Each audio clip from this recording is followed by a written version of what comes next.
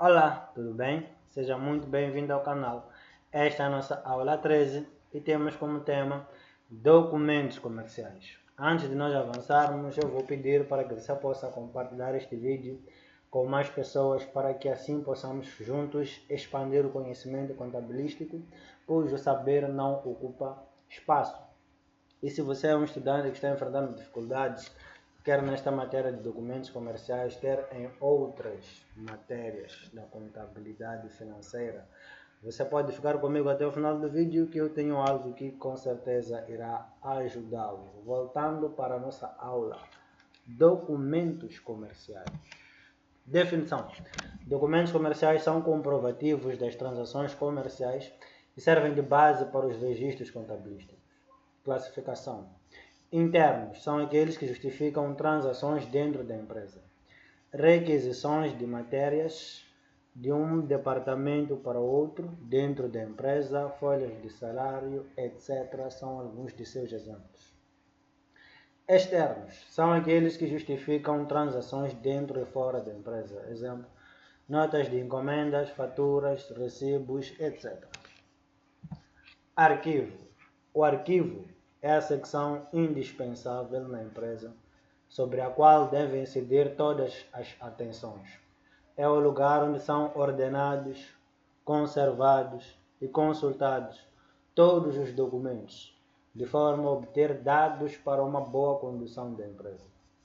O arquivo é o lugar onde se recolhe e guardam documentos, informações de interesse, com o objetivo de conservar e assegurar resposta a todos os pedidos de consulta provenientes dos vários setores da organização, empresa ou instituições. De acordo com o Plano Geral de Contabilidade, PGC, os documentos comprovativos das operações registradas nos livros de contabilidade devem ser arquivados por um período de pelo menos 10 anos. Contrato de compra e venda. A compra e venda é um contrato pelo qual um dos contraentes, vendedor, transmite a propriedade de um bem ou de um direito a outro contraente, comprador, mediante um preço previamente combinado. É, pois, um contrato bilateral ou oneroso, porque o vendedor obriga-se a entregar uma coisa e o comprador entrega o preço ou dinheiro da coisa. Condições de compra e venda. É necessário, portanto, proceder à escolha da mercadoria, quer em qualidade, quer em quantidade, e fixar condições como prazo de entrega, local, preço, forma de pagamento, etc. Para eliminar as dúvidas de quem paga despesas de transporte, de seguros e a responsabilização da conservação, a Câmara do Comércio Internacional publicou as definições que ficam conhecidas por Incoterms, International Commerce Trade Terms. Transporte por rodovia. FUT.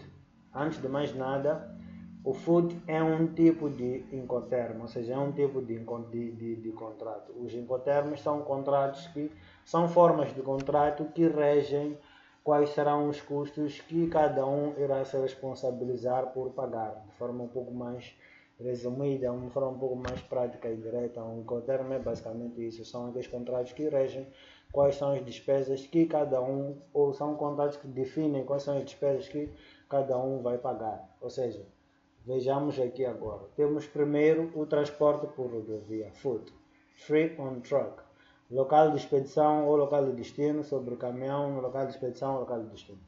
Todas as despesas até o lugar de carregamento ou destino são por conta do vendedor. Significa que este tem a responsabilidade de fazer o carregamento da mercadoria, não se responsabilizando pelo frete e outras despesas que adiante se incorrer. Por exemplo, se adquirida uma mercadoria em que o vendedor se encontra na beira e o contrato for foot beira, então este terá que proceder ao carregamento da mercadoria dentro do caminhão na beira, não sendo obrigado a pagar o frete, mas sim as despesas de carregamento e outras surgidas até o carregamento. Se for Fute Maputo, então o nosso vendedor terá que colocar as mercadorias em Maputo, não se responsabilizando pelas despesas de descarregamento e outras a posterior. Transporte por caminhos de ferro. 4. Free on rail. Sobre o vagão na estação de expedição ou estação de destino. Todas as despesas até a estação de expedição ou destino são por conta do vendedor.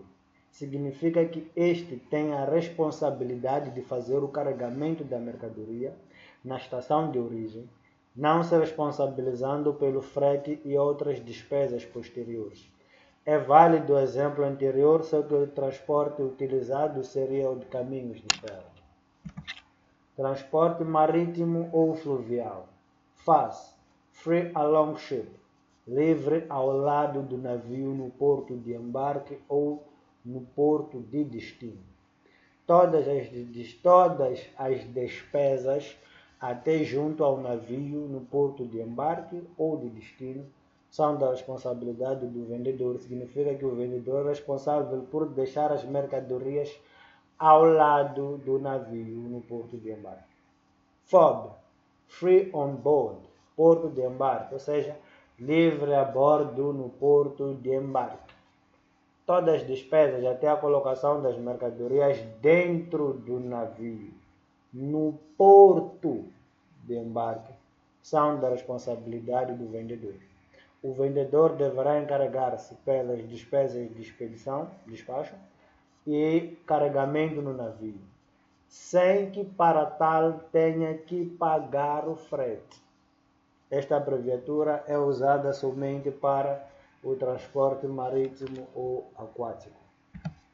CIF, Cost, Insurance and Freight, porto de destino, ou seja, livre no porto de destino. Todas as despesas de frete, seguro, etc., até ao porto de destino, são por conta do vendedor. Significa que o vendedor é responsável no pagamento do frete, seguro e outras despesas para que a mercadoria chegue no porto de destino. É de salientar que o vendedor deverá contratar um seguro com cobertura mínima. Há de distinguir-se a responsabilidade das despesas abrangidas pelas expressões CIF Maputo, por exemplo. Na alfândega do porto de origem ou porto de destino, todas as despesas até a alfândega do porto de origem ou no porto de destino são por conta do vendedor. Mas nesse caso, nós estamos centralizados no porto de destino. A porta da alfândega do porto de origem ou no porto de destino, a responsabilidade do vendedor termina a porta da alfândega do porto de origem ou destino, correndo a parte da ida das despesas por conta do comprador. No armazém geral ou no entreposto, um vendedor entrega as mercadorias no armazém geral ou no entreposto, ficando estas à disposição do comprador, que terá que pagar direitos aduaneiros. Existem outras formas de entrega de mercadorias no armazém do vendedor, no armazém do comprador. Nota importante: todas as despesas pagas pelo vendedor são incluídas na fatura, pelo que o valor desta será igual ao valor da mercadoria, acrescido de todas as despesas pagas pelo vendedor, conforme o Incoterm acordado. E das diversas nomenclaturas estudadas, as que mais damos importância é FOB e o CIF, ou seja, as que mais são usadas, as que mais são centralizadas nas instituições de ensino, são FOB e o CIF, pois são essas que são mais usadas no dia a dia das empresas. Descontos e abatimentos. Descontos comerciais são as reduções do preço, abatimento, que resultam da aquisição de grandes quantidades ou de fornecimento de um produto ligeiramente diferente do encomendado. Estes descontos originam a redução do custo de aquisição, vulgarmente chamados de abatimentos. Temos o desconto de revenda, que são concedidos do armazenista ao retalhista para possibilitar o lucro do intermediário. Descontos de qualidade concedidos ao comprador quando a qualidade não corresponde à combinada. Bônus concedido ao comprador que ultrapasse determinado montante. Bom peso, quantidades de mercadorias não faturadas remetidas pelo fornecedor ao seu cliente, com o objetivo de fazer face a possíveis quebras. Descontos financeiros. São descontos financeiros as reduções da dívida por antecipação de pagamentos. Estas reduções podem até ser de dívidas que não tenham sido originadas por transações de mercadorias. Poderão ter sido, por exemplo, de compra ou venda de imobilizados, bens para uso e não para venda, ou de empréstimos de valores em dinheiro. Desconto de pronto pagamento concedido ao comprador sempre que o pagamento se efetuar no ato da entrega das mercadorias ou no prazo máximo de 8 dias após a entrega. Desconto por antecipação de pagamento concedido ao comprador quando paga as mercadorias antes do prazo acordado.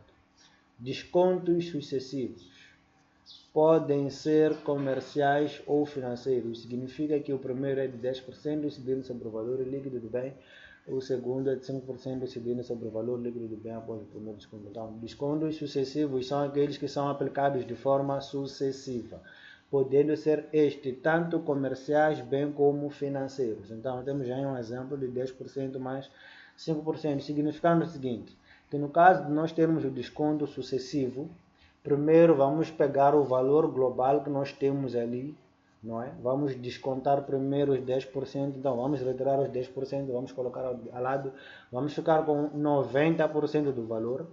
Então, a seguir, vamos aplicar um desconto de 5% ao valor que sobrou após ser removido os primeiros 10%. Então, é um desconto sucessivo. Descontamos primeiro com o valor que fica líquido, aplicamos o novo desconto, e ao valor líquido aplicamos o desconto e assim sucessivamente. Fases de documentação de compra e venda. Primeira fase é a encomenda. O comprador comunica ao vendedor a quantidade, qualidade e preço das mercadorias que deseja adquirir e combinam as condições de entrega e pagamento. A nota de encomenda, que é o documento que se preenche nesse caso, é o documento onde o comprador especifica a quantidade da mercadoria pretendida, bem como as condições de entrega e pagamento. Em regra geral, é preenchido em duplicado, sendo o original para o vendedor e o duplicado para o comprador. Temos também outros documentos como a nota de venda. Muitas das vezes a encomenda surge pelo contato do representante do vendedor, o caixeiro viajante, com o comprador. É preenchido em triplicado e é semelhante à nota de encomenda. Requisição é muito utilizado no comércio por retalho e serve para o comprador levantar de imediato as mercadorias no armazém do vendedor. Ordem de compra é o documento utilizado pelo comprador para mandar o seu comissário da compra de mercadorias. Então, qualquer um desses documentos pode ser usado durante a fase da encomenda, que é a primeira fase. Segunda fase, a entrega.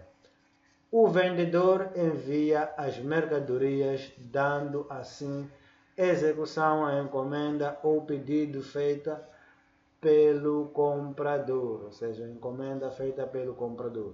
Guia de remessa é o documento que se emite. Este documento acompanha as mercadorias e serve para o comprador proceder à conferência dos artigos. De seguida, emite-se um talão de recepção pelo comprador, ou seja, é devolvido pelo comprador ao vendedor após a recepção das mercadorias. Confirma as mercadorias recebidas. Observação: o talão de recepção é o documento que vem por baixo da guia de começa abaixo da parte picotada, não é? Nesse caso.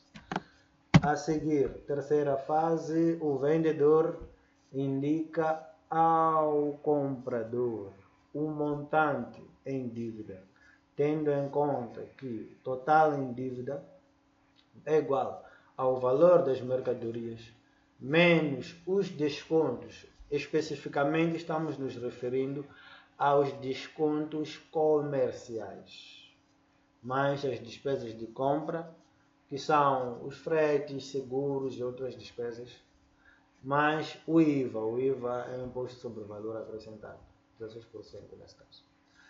Fatura, não é? É o documento que se emite quando chega a fase da liquidação, porque é o documento que comprova a dívida.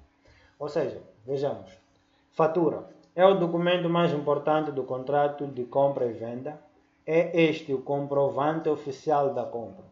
A fatura pode ser emitida até o 5º dia após a realização da operação, por isso pode ou não acompanhar as mercadorias. Temos aqui alguns tipos de fatura. Fatura de praça, o vendedor e o comprador são da mesma praça. Fatura de expedição, o vendedor e o comprador são de praças diferentes. Fatura provisória ou condicional, o vendedor envia mercadorias à condição. Esta fatura deverá ser substituída por uma definitiva após o comprador definir com que mercadorias fica. Fatura simulada ou pro forma. Documento por vezes utilizado no comércio internacional, através do qual o vendedor dá a conhecer ao comprador as condições de fornecimento das mercadorias pretendidas.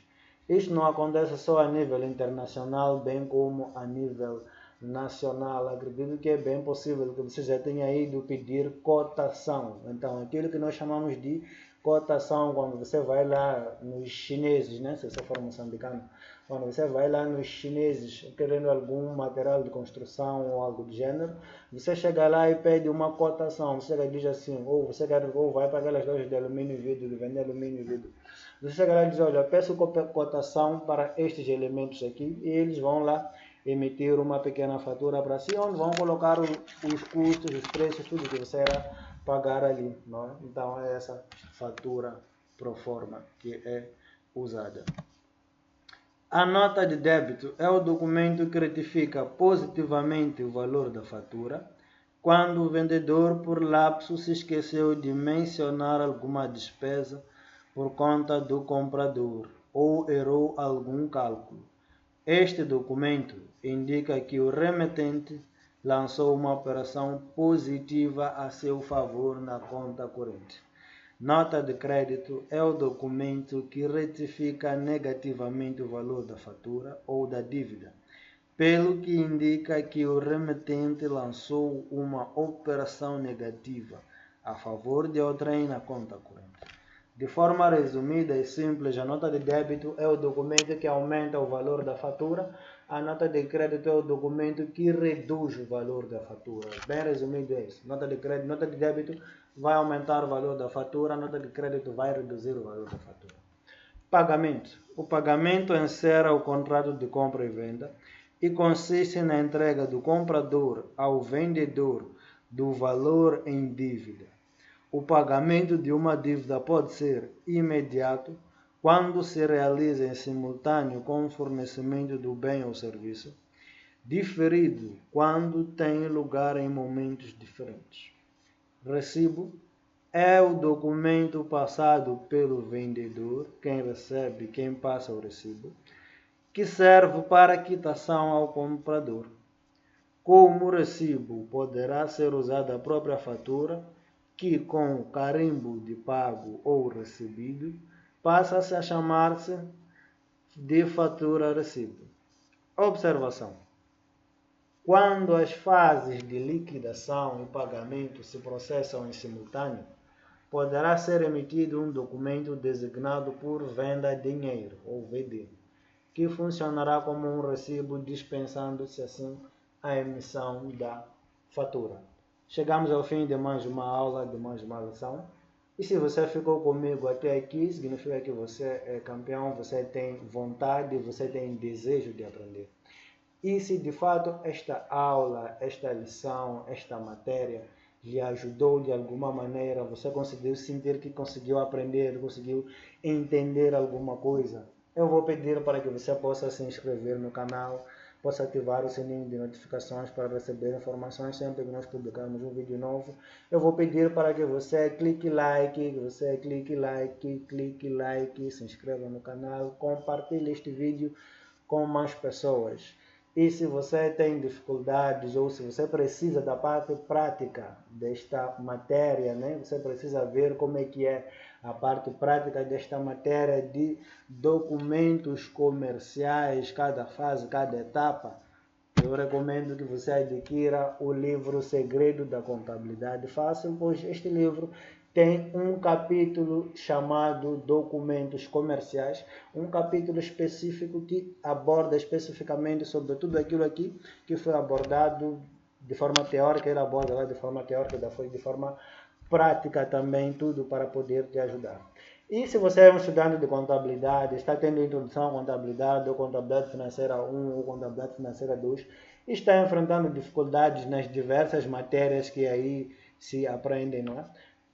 Você pode adquirir este livro também, Segredo da Contabilidade Fácil, pois é um manual que você usará por até 3 semestres ao longo da sua vida estudantil, ao longo da sua carreira de contabilidade, ao longo da cadeira da contabilidade financeira, não é? Você irá usar por até 3 semestres este manual. Então, eu aconselho a você a poder adquirir este manual. Este manual, você poderá encontrar o link aqui mesmo na descrição. E se você tiver alguma dúvida, necessidade de alguma explicação ou de algo do gênero, eu vou deixar o meu contato aí na descrição e o meu link do WhatsApp, pelo qual você poderá entrar em contato comigo. Fique bem, até a próxima. Deus lhe abençoe.